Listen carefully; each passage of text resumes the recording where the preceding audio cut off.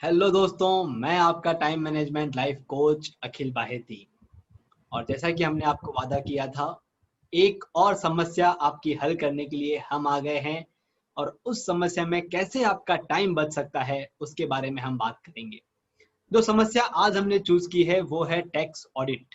जी हाँ दोस्तों, पूरे साल में जो बहुत ही टेंस पीरियड रहता है कि क्या क्या होगा, क्या कहाँ पे कौन कौन से फॉल्ट निकलेंगे, उन सभी में जब हमारा टाइम इन्वेस्ट हम करते हैं तो उस टाइम को कैसे बचा सकें उसके बारे में हम आज बात करेंगे। और हमारे साथ जुड़े हुए हैं सीए चेतन जी ओसवाल फ्रॉम कोल्हापुर। दोस्तों, चेतन जी ओसवाल ये सिर्फ सीए प्रैक्टिशनर नहीं है, वो सीए ट्रेनर के नाम से भी जाने जाते हैं। जी हाँ, वो सीए को भी ट्रेन करते हैं। इवन कोल्हापुर में जो जीएसटी डिपार्टमेंट है वहां पर भी वो ट्रेनिंग के लिए जाते हैं। तो जब सीएस को ट्रेनर जो सीएस को ट्रेन करते हैं वही ट्रेनर हमें हमारे प्रॉब्लम्स के सॉल्यूशन देंगे, तो वो एक्सपर्ट सॉल्यूशन हमें मिलने वाले हैं। चेतन जी पिछले 15 सालों से कोल्हापुर में प्रैक्टिस कर रहे हैं। 1000+ लोगों को वो अभी तक सर्व कर चुके हैं और ये नंबर बढ़ता ही जा रहा है, उसमें कहीं भी स्टॉपेज नहीं है। और 100+ सेमिनार्स, 100+ ट्रेनिंग्स वो अलग अलग जगह पे ले चुके हैं, चाहे वो अहमदनगर हो या नासिक हो या south Goa, north Goa, all around Maharashtra, western Maharashtra. नाम मैं नहीं दे सकता, इतने जगहों पर वो पहुंच चुके हैं और वो ट्रेनिंग कर रहे हैं। तो चलिए उन्हीं के साथ हम ये समझते हैं कि जो टैक्स ऑडिट है, वो टैक्स ऑडिट जहां पर हमारा बहुत सारा टाइम हम इन्वेस्ट करते हैं, स्ट्रेस टाइम, टेंस टाइम, उसे हम कैसे सॉल्व करें। तो आपके ही कुछ क्वेश्चन जो मुझे मिले हुए हैं वो मैं यहाँ पर रख रहा हूँ, और कुछ क्वेश्चंस मेरे खुद के बनाए हुए भी यहाँ पे रख रहा हूँ। चेतन जी, फिर से एक बार आपका हार्दिक स्वागत करता हूँ हमारे इस इंटरव्यू में। आपका बहुत बहुत स्वागत है। Thank you, Akhil ji, for your kind and elaborate introduction. Thank you very much for joining us today sir. And सबसे पहला सवाल जो हम सभी के अंदर है वो है, हम टैक्स ऑडिट से, हम मतलब जब मैं यहाँ पे बात करता हूँ टैक्स पेयर्स, जो हम टैक्स पेयर्स हैं वो टैक्स ऑडिट से बहुत घबराते हैं। तो ऐसा क्यों होता है? आपको क्या लगता है कि ऐसी घबराहट हमारे अंदर क्यों आती है? और वो घबराहट करके उसको हम नहीं बोल सकते हैं, पर यस, एक स्ट्रेस लेवल रहता है कि भाई अभी ये और एक एडिशनल काम आ गया। तो जैसे बिजनेसमैन उनके रोज के रोजमर्रा के काम से बहुत टेंस रहता है। They have lot of things to do on their own. जैसे रेगुलर बिजनेस का खरीदी, परचेसेस, सेल्स, अकाउंट्स, ये वगैरह सब काम रहता है। तो ऑडिट ये एक और एक बर्डनसम काम हो जाता है। So they are a bit stress कि भाई ये और एक टाइम, जो already we are stress with time, उसमें और एक ये काम बढ़ गया। और yes, there is a human tendency कि भाई मैंने किया हुआ कोई तो बंदा चेक करने वाला है। तो मालिक टेंशन में नहीं रहता है, अकाउंट्स डिपार्टमेंट डेफिनेटली टेंशन में रहता है कि अभी ये सब आके अपनी गलती निकालेंगे एंड वो हमारे मालिक को देंगे। तो ऐसा थोड़ा सा माहौल रहता है ऑडिट में। तो और क्या सर, रहता है कि टाइम कंस्ट्रेंट में ये सब देना रहता है। And the stress level is high just because of doing the things in short span of time. There are due dates by which date we have to finish up the task. So उसके वजह से थोड़ा सा tension और stress रहता है कि कम time में सब ये करने का रहता है। और काफी समय निकल जाता है अकाउंट्स के रिकॉर्ड्स देने के लिए, बाद में उसके क्वेरीज समझने के लिए, क्वेरीज रिजॉल्व करने के लिए, and then to the satisfaction of CA हमें सब कागज बना के उनको देना पड़ता है। तो ये सब एक्टिविटी इज टाइम कंज्यूमिंग। तो उसके वजह से थोड़ा सा टेंशन रहता है। मतलब कहीं ना कहीं हम ये समझ सकते हैं कि जो सीए जो ऑडिट करने आ रहे हैं वो भी एक लिमिटेड टाइम स्पेन के लिए आ ये सकते हैं, क्योंकि उन्हें भी और बहुत सारी ऑडिट्स करनी होती है। प्लस जो टैक्स पेयर्स हैं वो भी उसी टाइम में उनको सब कुछ दिखाना होता है, तो कहीं पर वो एक टेंस सिचुएशन क्रिएट हो जाती है। यस, अगर हमें एंड इस सिचुएशन को it is kind of multitasking कि एक सीए के पास 50, 60, 100 ऑडिट रहते हैं।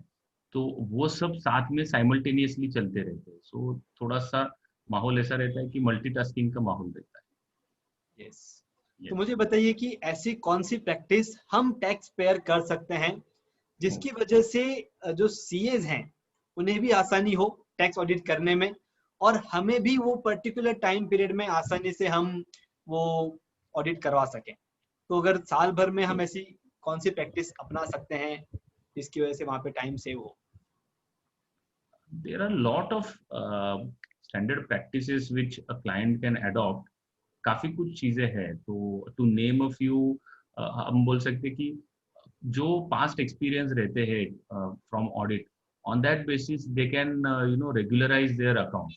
सो पास्ट एक्सपीरियंस ऐसा बोलता है कि कोई एरिया में उनके अकाउंटिंग एंट्रीज मिस हो रहे हैं, जैसे प्रोविजंस नहीं हो रहे, या क्लोजर बराबर नहीं हो रहा है, या कुछ सर्टिफिकेट्स बराबर नहीं आ रहे हैं और उसका अकाउंटिंग बराबर नहीं हो रहा है, या कुछ कंफर्मेशन लेटर्स में कुछ इश्यूज आ रहे हैं, या कुछ डेबिट नोट क्रेडिट नोट रहते हैं। सो सब एडजस्टमेंट का जो पार्ट रहता है वो सालानुसाल सेम रहता है।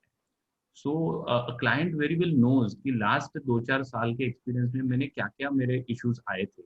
So learning from their experiences they can close the accounts accordingly before giving it to their CA. In fact, what we suggest sometimes is, or what we have observed in some clients case, that वो उनके monthly checklist रहते हैं कि भाई सितंबर खत्म हो गया तो बाय 10th ऑफ अक्टूबर वो मालिक ही बोल के रखता है उनके अकाउंटेंट को कि भाई मुझे ये 10 चीजें हुई हुई चाहिए, जैसे बैंक रिकंसिलिएशन है, इंटरेस्ट का अकाउंटिंग है, या कुछ डेबिट नोट क्रेडिट नोट के इश्यूज है, तो ये सब है ना, या जीएसटी पेमेंट्स है, टीडीएस पेमेंट्स है, तो उनका चेकलिस्ट रहता है। And they ensure that all this task are done. So जैसे आपके ट्रेनिंग में आप बताते हैं कि you have to pre plan your work and task list बनानी है, वैसे कोई क्लाइंट लोग टास्क लिस्ट बनाते हैं और उनके अकाउंटेंट के पास वो पूरे करवा के देते हैं। सो उससे काफी कुछ काम बच जाता है। दूसरा, आप डॉक्यूमेंटेशन और फाइलिंग जो है, जो सीए को देने के पहले ही आप बराबर से सब बना के फाइलिंग करके दे दे तो क्वेरीज भी कम आ सकती है। जैसे कई बार अकाउंटेंट को मालूम रहता है कि ये इश्यूज आने वाले हैं और वो देख लेते हैं, वो सीए देंगे उसके बाद बनाएंगे, नहीं देखा तो नहीं बनाएंगे। सो उसमें क्या होता है, क्वेरीज निकलते हैं, बाद में कम्युनिकेशन होता है, वो सॉल्व होते हैं, उसके बाद उसका क्लोजर होता है। So it is time consuming process. So better क्या है कि भाई पास्ट एक्सपीरियंस से आप बना लो और उसके बाद ही उनको दे दो, तो काफी कुछ समय बच सकता है। अभी आपने जैसे एक चेकलिस्ट की बात यहाँ पर की थी, तो क्या Yes. ऐसी कोई एक चेकलिस्ट, जनरल चेकलिस्ट बनी हुई है जो हम सभी हमारे दर्शकों को प्रोवाइड कर सकें कि ये एक Yes. चेकलिस्ट है, इसे आप यूज करें? क्या ऐसी Yes. कोई प्रैक्टिस आप फॉलो करते हैं? हम क्या करते हैं अखिल भाई, 31 मार्च जो आता है, तो हम 15 से 31 मार्च के बीच में हमारे अकाउंटेंट्स का एक सेशन लेते हैं। हम 3 दिन सेशन लेते हैं। तो जैसे जैसे जिसको जो जो कन्वीनियंट टाइम रहता है, मंडे से लेके वेनसडे तक, तो हम ऐसे 1 घंटे का ट्रेनिंग लेते हैं। Every year for last 3 years we are doing it. और हम उसमें ना एक्सटेंसिवली बताते हैं कि what actions these people have to take. जैसे कोई प्रीपेड का प्रोविजन करना है, आउटस्टैंडिंग का प्रोविजन करना है, टीडीएस का अकाउंटिंग करना है, इंटरेस्ट कैसे कैलकुलेट करना है, इंटरेस्ट के ऊपर टीडीएस कैसे काटना है। तो उसमें काफी कुछ it runs into I think 8 to 10 slides है हमारे। और हम वो उसके बाद पीडीएफ भी क्लाइंट्स को भेजते फॉर देयर डॉक्यूमेंटेशन पर्पस कि भाई कोई मिस हो जावे तो ये इसको रेफर करके आप क्लोज कर दो। तो हमने क्या ऑब्जर्व किया कि जहाँ पे अकाउंट्स टीम बहुत अच्छी है, वेल ट्रेंड है, वेल एक्सपर्टीज वाली टीम है, तो वहाँ पे ना काफी कुछ काम हमारा बच जाता है। So going checking the backup and just telling them कि भाई तूने हमारे ऑडिट फीस का ही प्रोविजन नहीं किया है। सो ये बोलने की जरूरत ही नहीं पड़ती। जब हम बोलते हैं कि भाई this provisions you have to make by 31 March, तो ऐसा हो जाता है कि 31 मार्च को ही वो प्रोविजंस और सब हो जाता है। और डिप्रिसिएशन का रेट्स हम दे देते हैं, तो डिप्रिसिएशन भी चार्ज हो जाता है, इंटरेस्ट भी प्रोवाइड हो जाता है। सो छोटी मोटी चीजें जो रहती है, जो उनके एंड पे सच में करनी चाहिए, वो हो जाती है। तो ये तो जो इससे काफी कुछ समय आप बचता सेशन है। ये जो आप सेशन लेते हैं, ये सिर्फ आपके इनके लेते हैं या it's open for all accountants जो इसको आके अटेंड कर सकते हैं? No, it is currently it is only for our clients purpose. But in COVID situation, we got to know कि lot of open for sessions online could be done. So in coming days, we will be doing it for all. Great great. तो जब भी ऐसा कुछ रहे तो आप जरूर ये जो हमारा वीडियो है उसके नीचे कमेंट बॉक्स में आप जरूर डालिएगा, ताकि जिन्हें जिन्हें भी इसमें ज्वाइन करना है वो ज्वाइन कर सके। It's really great practice. मतलब मैंने ये कभी सुना नहीं था कि एक सीए अकाउंटेंट को ट्रेनिंग देते हैं कि आपको अकाउंट्स कैसे रखने हैं। अकाउंटेंट ट्रेनिंग लेते हैं, टैली कैसे यूज करना है, सॉफ्टवेयर कैसे यूज करना है, उन सब की ट्रेनिंग लेते हैं, but this is something unique. और इसकी वजह से जो टैक्स पेयर्स हैं उनका डेफिनेटली हेडेक बहुत कम हो सकता है। ये काफी अच्छी बात आपने यहाँ पर शेयर इसमें की। हमारा भी थोड़ा सा ये रहता है कि हमारा भी समय बच जाता है, so it is win win situation for both of us. Yes, that's really एक ही चीज ग्रेट। 100 लोगों को समझाने से अच्छा है एक बार ही ट्रेनिंग लो तो हमारा काम उतना कम हो जाता है। या सो this is a tip for TA CA. अगर आप इस ऑडियो को देख रहे हैं, अगर आप इस इंटरव्यू को देख रहे हैं, तो it's a great tip for you कि जो कोई भी आपके क्लाइंट्स हैं उनके अकाउंटेंट को बुलाइए, उनकी एक मीटिंग लीजिए, और जो जो इश्यूज आपको इसके पहले आ चुके हैं उन्हें बता दीजिए। They will be helping for you. It's really great great tip shared by you.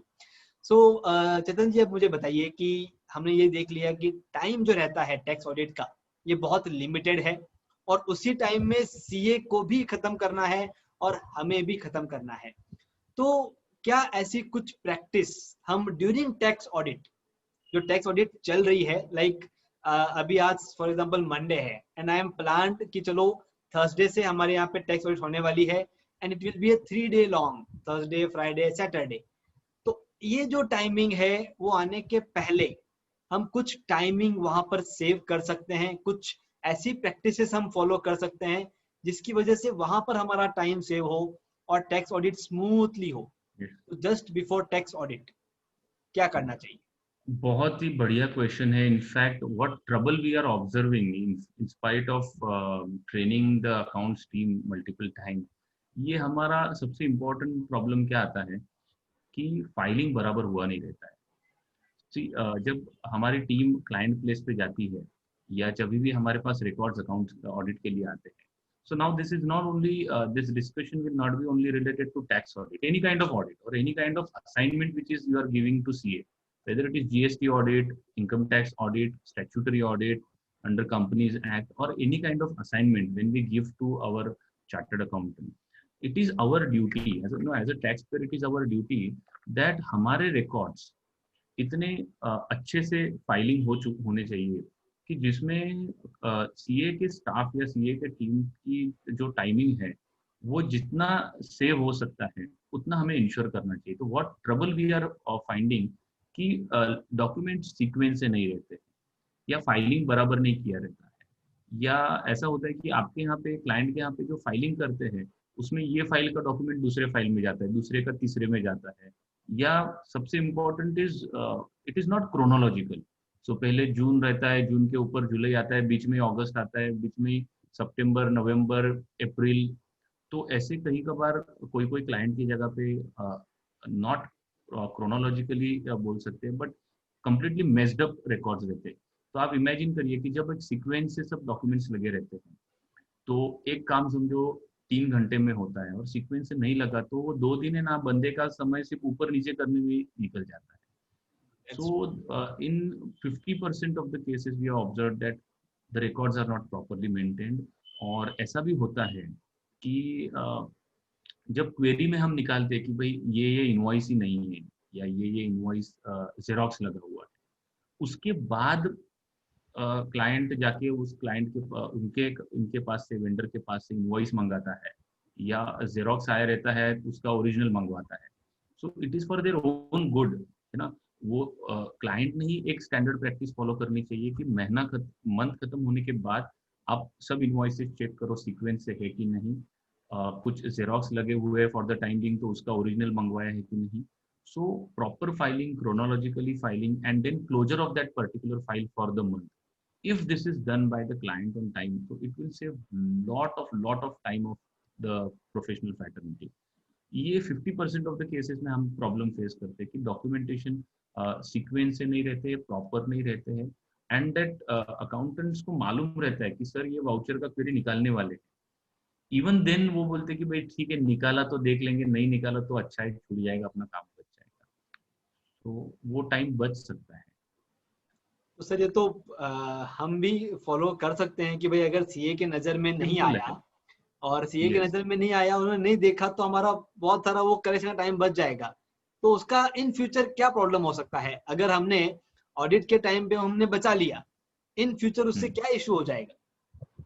It's okay अगर सी, बच गया तो। हर एक एक्ट के नीचे है ना अलग अलग रिपरकेशन।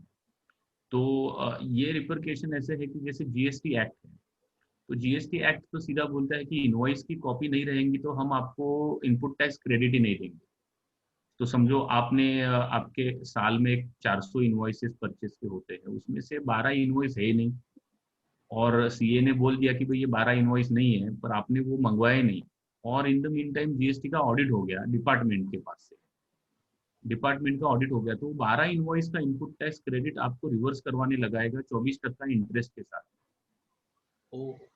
और आप समझिए ना कि ऑडिट समझो 4 साल के बाद होता है, और उतने में आपका वो कस्टमर के या वो वेंडर के साथ रिलेशन खराब हो गया, तो वो अभी बोलेगा अभी मैं देता ही नहीं देते कोई इनवॉइस, और वही रियल टाइम पे किया, तो आपका क्या होगा कि रिलेशन अच्छे रहते हैं। उसको बोल दिया फोन करके कि भाई इनवॉइस भेज दे, तो वो बोलेगा हाँ ठीक है अच्छा है, इनवॉइस भेज देता हूँ। सो इन रूटीन लाइफ आप 6 महीने में, 3 महीने में, एक साल भर में कुछ भी मांगते हो तो वो बंदा दे देता है। 4 साल के बाद मांगोगे तो यू जस्ट इमेजिन, आपको मांगा तो आप देंगे क्या? आप बोलेंगे यार देखते हैं, मेरा सॉफ्टवेयर चेंज हो गया, मेरा अकाउंटेंट चेंज हो गया, मेरा बैकअप नहीं मिल रहा है। So these problem come. Now if you go to income tax act, तो इनकम टैक्स एक्ट में भी for lack of voucher the expenses और परचेसेस कुड बी डिसअलाउड। और इनफैक्ट अभी तो ऐसे ऐसे प्रोविजंस आए हैं कि जिसमें आप कोई एंट्री के लिए आपके पास वाउचर नहीं है, तो वो बोल सकते हैं कि ये तो आपने बोगस खर्चा क्लेम किया है, और उसके लिए 100% ऑफ द वैल्यू पेनल्टी लगा सकते हैं। Oh my God. तो तो ये सब कैसा है, रियल टाइम जब एक्टिविटी चलता है तो आप वाउचर बना सकते हो, साइन ले सकते हो, स्टैंप लगा सकते हो, बट 2 साल के बाद, 4 साल के बाद जीएसटी ऑडिट, या 2 साल के बाद इनकम टैक्स का स्क्रूटिनी खुलता है, उसके बाद ये सब जमा करने का बोला, तो again it is adding to your normal routine work, and that gives you stress, and legal and financial repercussion भी आते हैं। सो बेटर कि सीए ने नहीं मांगा तो भी आपने आपके अकाउंट सही रखने, दैट इज अ हाँ, गुड मतलब हैबिट। अभी अभी आपको 2.5 मिनट का फॉलो अप करना है या बाद में 24% का पेनल्टी भरना है? Interest. So this is very very clear कि अभी 2.5 मिनट का फॉलो अप कर लो, जो है उसको प्रॉपर कर लो, आगे 24% की पेनल्टी बचा लो फ्रॉम जीएसटी। मतलब ये चीज हम बहुत बार अवॉइड कर जाते हैं। हम बहुत बार ये ले लेते हैं कि हम ठीक है मंगा लेंगे, आ जाएगा, हमें देख भरोसा लेंगे। रहता है। तो यहाँ पर मैं एक टिप हमारे दर्शकों को देना चाहता हूँ कि अगर ऐसा कोई चीज है कि अगर आपको लग रहा है कि हाँ ये अभी उसने जेरोक्स दिया है या मैंने अभी उसका प्रिंट ले लिया है, मैं उसका ओरिजिनल बाद में मंगा लूंगा, please keep a practice of writing it. Yes. आप कहीं पर उसको लिख लें कि मुझे ये मंगाना है, भले ही आप 10 दिन बाद उन्हें फॉलो अप करें, बट राइटिंग में अगर रहेगा तो विद इन 6 मंथ एटलीस्ट वो आपके पास आ जाएगा और आपका फाइलिंग प्रॉपर हो जाएगा, एंड आपके बहुत सारे पेनल्टीज से आप बच सकते हैं। तो ये एक टिप मैं चेतन जी के तरफे आप सभी को देना चाहूंगा कि इसको आप डेफिनेटली अप्लाई करें। इसमें हम एक सीए फ्रेंड्स के लिए भी एक टिप आप पकड़ सकते हैं, विच आई बिलीव कि सब लोग करते हैं। व्हाट वी डू इज हम एक्सेल शीट में क्लाइंट को सब क्वेरी लिस्ट भेजते हैं विथ 2 कॉलम्स, कि their remarks on it and our closure report. So हम क्वेरीज जब भेजते हैं तो इनवॉइस इज नॉट देयर और invoice is not on record, तो उनके पास वो डॉक्यूमेंटेशन हो जाता है कि भाई सीए के ये 100 क्वेरीज है या 40 क्वेरीज है। उसके सामने उनका अकाउंटेंट लिख के देता है कि भाई ये मेरा रिमार्क है और हम ये ले लेंगे, और जब वो दिखाता है तब जाके हमारा वो क्वेरी क्लोज होता है। सो इससे क्या उसके होता है बाद कि ही आपके पास रिकॉर्ड हो जाता है। ओके, उसके बाद ही आप उसको फाइल करते हैं या जो आगे अगली यस। प्रोसीजर है वो करते हैं। Yes. Great, so that is again a good practice for CA friends. So हमने ये देखा कि हम लोग क्यों डरते हैं, हमने ये देखा कि हम कौन कौन सी प्रैक्टिसेस अप्लाई कर सकते हैं अगर हमें टाइम पर और अच्छे से हमारे ऑडिट्स को पूरा फिनिश करना है। ऑडिट ड्यूरेशन में अगर टाइम सेव करना है तो वो हमने देख लिया है। Now the one more question for you, and I guess ये हमारे दर्शकों का लास्ट क्वेश्चन है जो मेरे पास आया था। What is the best time to get audit done? अगर हमें हमारी ऑडिट करनी है तो बेस्ट टाइम कौन सा होना चाहिए? लाइक सितंबर एंड लास्ट डेट है तो 28 सितंबर को करवाना चाहिए। तो what is the best time you suggest to all tax payers? आप सितंबर एंड की बात किए, that is really funny, many of the people get it done, it is not audit, it is only getting the financial statement signed. That is a sorry state of affair, but it goes against them only. ऐसी सितंबर and को audit नहीं होता है, सिर्फ sign होता है. So what you have to do really is, if you really wish to get your account audited, then you should be behind your chartered accountant. आपको उनको समय देना है, बिकॉज ये फाइनेंशियल ईयर 2021 चालू हो गया है. मेरा 6 मंथ का ऑडिट बाय दिसंबर होना चाहिए. मेरा 3 मंथ्स का, that means from April to September, audit should be finished by 31st of December. And then from 1st of October up to December it should be done by February, and then last के quarter का audit मई तक या अप्रैल and तक होना चाहिए. सो इस हिसाब से जब अपना रियल टाइम ऑडिट होता है, सो इमेजिन कि आपके सितंबर 2020 या अगस्त 2020 के क्वेरीज आपने नवंबर में सॉल्व कर लिए, तो आपका कितना काम बच सकता है. द क्वेरी इज फ्रेश, तो आप आपके वेंडर के साथ या कोई भी अकाउंट की टीम्स के साथ वो फटाफट खत्म कर सकते हैं. एंड जब आपका मई में पूरा ऑडिट खत्म हो जाता है पूरे साल का, जस्ट इमेजिन कि रिपोर्ट के फॉर्म्स रेडी होने के बाद, जनरली फॉर्म्स थोड़े से लेट आते हैं, तो आपका जून एंड तक तो ऑडिट खत्म हो गया रहता है. So what are the benefits of this? First benefit I said कि क्वेरी इमीडिएटली सॉल्व हो जाते हैं, क्योंकि क्वेरी फ्रेश रहते हैं, वेंडर के साथ कम्युनिकेशन फास्ट हो सकता है. Second most important benefit is, आपका कुछ मिस्टेक रहता है तो उसका इंटरेस्ट या उसका लाइबिलिटी जो रहता है एडिशनल इंटरेस्ट पेमेंट का, वो बच जाता है. सो सपोज आपने कुछ जीएसटी का मिस्टेक आपका अगस्त का जनवरी में मिल गया, तो वो हमने जनवरी में लाइबिलिटी भर दिया, up to from August to January आपका इंटरेस्ट पेएबल आएगा. और वही आपने सितंबर में क्वेरी निकाला, तो आपका 6 महीने का इंटरेस्ट और बढ़ गया, वो इंटरेस्ट लाइबिलिटी बचता है. तीसरा बेनिफिट ये है कि समझो आपका टैक्स पेएबल आता है, तो आपने समझो कम टैक्स भरा है और ऑडिट सितंबर में होता है, तो आपको सितंबर तक का इंटरेस्ट लगता है इनकम टैक्स का. Now this was earlier was GST, now income tax का इंटरेस्ट आपका बच गया. और समझो आपका रिफंड है, so consider this years issue कि लोगों को रिफंड आ रहे हैं. तो रिफंड आपने अक्टूबर में क्लेम किया, तो आपको 6% से इंटरेस्ट मिल रहा है. सिर्फ गवर्नमेंट आपको पर एनम 6% से इंटरेस्ट दे रहा है. और वही आपने अप्रैल में रिटर्न फाइल किया, तो आपको रिफंड जल्दी आ गया. वही पैसा आप आपके बिजनेस में या आपका बैंकर का जो लोन है उसको 12% या 10% दे रहे, उधर आप यूज कर सकते हो. So lot of amount is saved on interest. And TDS में कुछ इश्यूज निकलते हैं, तो वहां पे भी हम चलन इंटरेस्ट के साथ देते हैं. तो आप जितना डिले करते हो उतना इंटरेस्ट का लाइबिलिटी बढ़ते जाता है. So these are the benefit if earlier audits are done. लेकिन ये मेरे लिए बहुत ही नया कंसेप्ट है कि आप कह रहे हैं कि 6 महीने का ऑडिट आप करवा के रखिए. मतलब जो टेंशन हम साल में एक बार लेते हैं, उसे हम अलग अलग टाइम पे 3 बार लें, ये आप सजेस्ट कर रहे हैं? इसी आपसे ही सीखा है. ये आप ही आपके सेशन में बोलते हो कि you have to break big chunk into small task. तो हम क्या करते हैं, it is not done in all cases. जहाँ पे क्लाइंट का काम ज्यादा हो, उन केसेस में हम जनरली इस टाइप का ब्रेकअप करते हैं. बट जहाँ पे एक दिन का ही काम है, सपोज किसी ऑडिट को एक दिन का ही काम है, तो वो हम ऐसे नहीं करते हैं. वो हम रियल टाइम इसमें ही करते हैं after the close of the year. April month होने के बाद हम जनरली मई मंथ में ऑडिट चालू करते हैं, जिनका छोटा काम है, जो एक दिन में पूरा हो सकता है, एक सिटिंग में पूरा हो सकता है. But yes, what you to do is, what is a right practice, आप जब भी एडवांस टैक्स भरने के लिए आपके बैकअप सीए को भेजते हो, तो वो टाइम पे उनके पास से क्वार्टरली वेरिफिकेशन करवा लेने, जो हमारा हम काफ़ी बार डिस्कस कर चुके हैं कि ऐसा भी सर्विस रहता है कि आप क्वार्टरली खुद के अकाउंट क्लोज कर दो, क्वार्टरली सीए के पास से वो वेरीफाई करवा लो. तो उससे क्या होता है कि उनके नज़र में काफ़ी कुछ छोटे मोटे मिस्टेक्स आते हैं, और तो वो क्लियर हो जाते हैं. This is something very very unique sharing that we can have such kind of audits.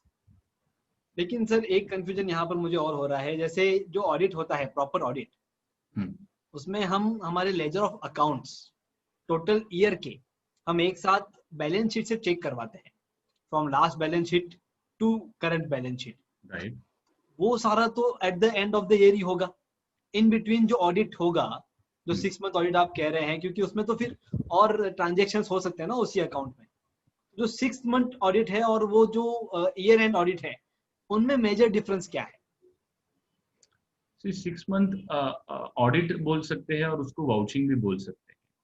Okay. मतलब डॉक्यूमेंटेशन का जो भी इशू रहता है, if it is really checked on a 6 month basis, तो डॉक्यूमेंटेशन में जो भी मिस्टेक्स है या फॉल्ट्स है, वो हम आप उनके साथ क्लाइंट को बोल के रियल टाइम सॉल्व कर सकते हैं।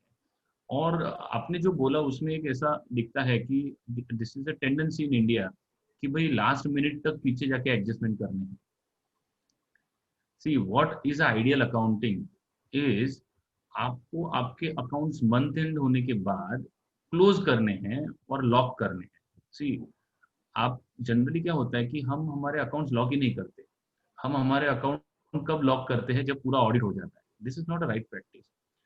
To some extent because of GST ये प्रैक्टिस कम भी हो गया है कि जैसे जून महीने का रिटर्न जीएसटी का गया कि उसके बाद आप कुछ नहीं कर पाते।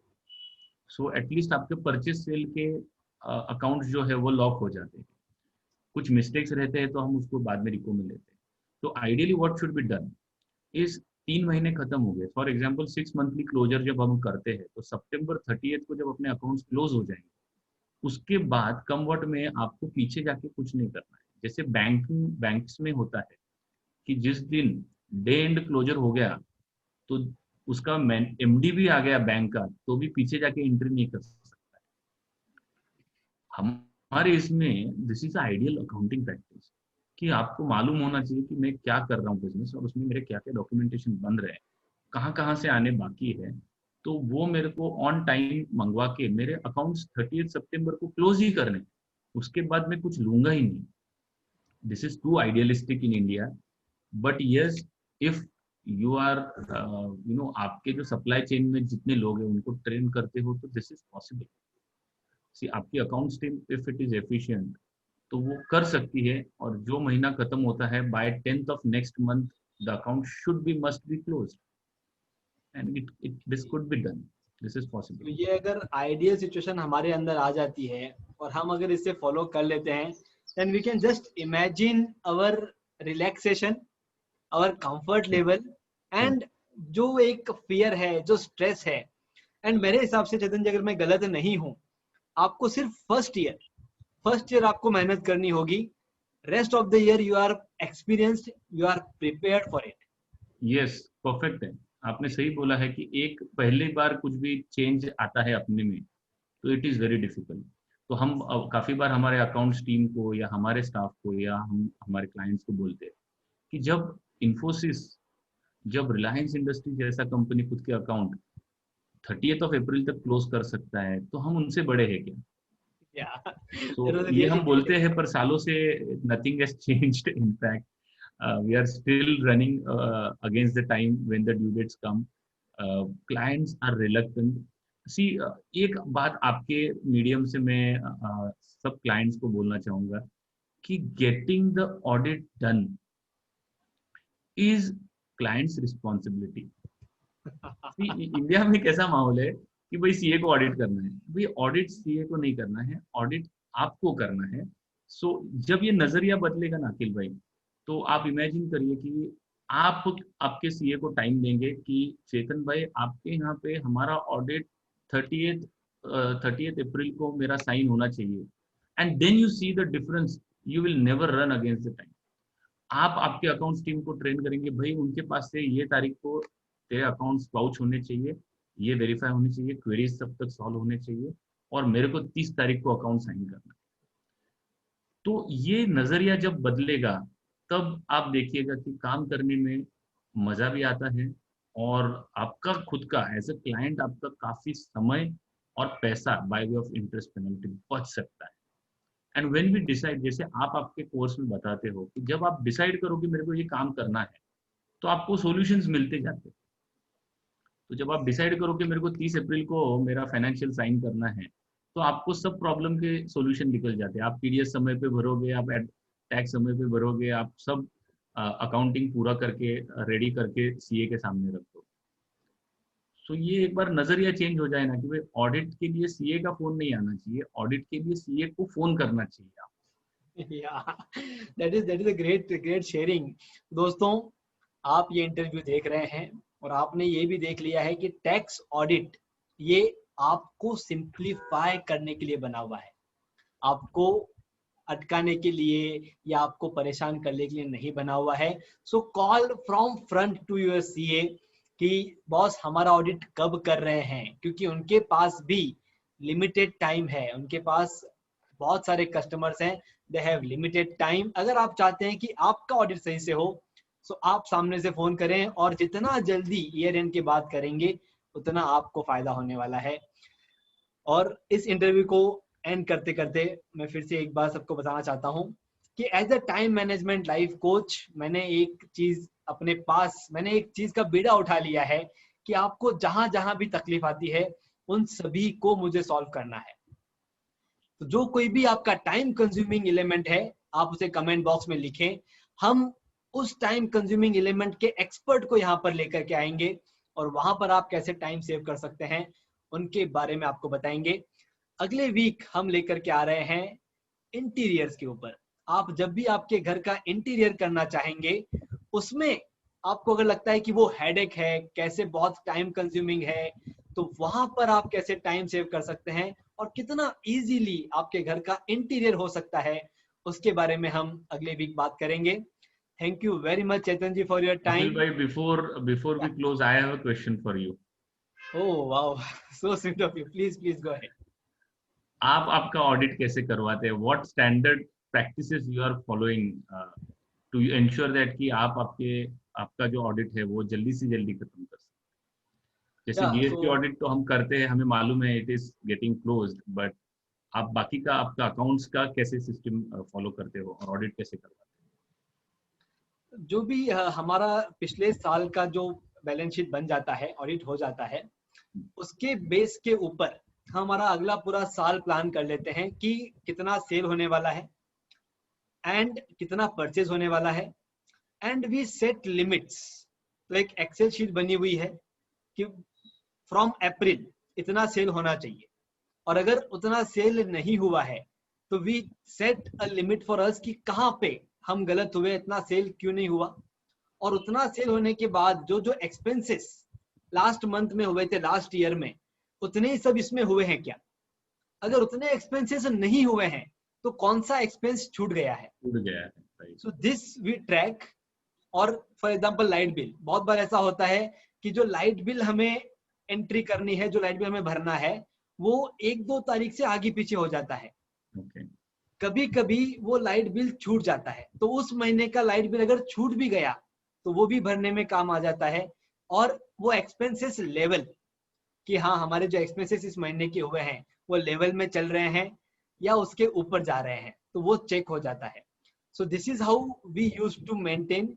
और जब जैसे आपने कहा कि 6 मंथ ऑडिट, तो डेफिनेटली मैं इसको मेरे पेरेंट्स के साथ, मेरे अकाउंट के साथ मैं शेयर करूंगा कि हमें भी ये प्रैक्टिस को इम्प्लीमेंट करना है.